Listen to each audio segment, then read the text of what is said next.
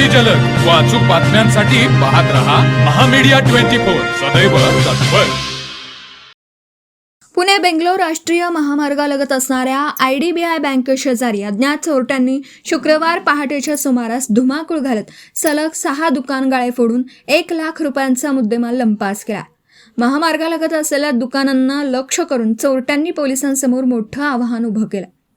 घटनास्थळावरून मिळालेल्या माहितीनुसार दिनेश मिश्रा यांच्या मालकीच्या गाळ्यांमध्ये ही चोरी झाली आहे। शुक्रवारी सकाळी व्यावसायिक नेहमीप्रमाणे आपल्या कामावर आले असता दुकानांची कुलपं आणि शटर उचकटल्याचं त्यांच्या निदर्शनास आलं।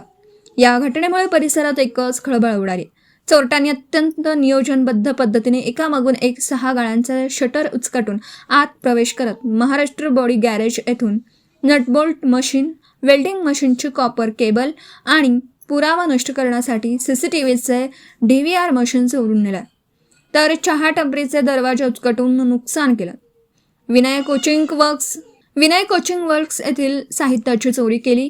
किसान रोडवेज व विश्वकर्मा मोटार गॅरेज येथील कडी कोयंडा आणि शटर उचकटून किरकोळ साहित्य लंपास केलं। गॅरेज बाहेर उभ्या असलेल्या ट्रान्सपोर्टच्या गाडीमधील ॲल्युमिनियम साहित्याच्या 2 बॅगाही चोरट्यांनी पळवला। शिरवली MIDC व हायवेवरमुळे हा भाग नेहमीच वर्दळीचा असतो, त्यातच ही दुकानं थेट राष्ट्रीय महामार्गाला लागून आहेत। अशा गजबजलेल्या ठिकाणी चोरट्यांनी सलग 6 दुकानं फोडल्यामुळे पोलिसांच्या रात्रीच्या गस्तीवर प्रश्नचिन्ह उपस्थित होतं।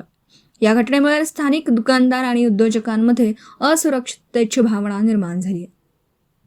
शेअर प्रतिनिधी संदीप कांबळे। तर मग चला सबस्क्राईब करायला विसरू नका महामीडिया 24 न्यूज चॅनलला। महामीडिया 24 सदैव तत्पर।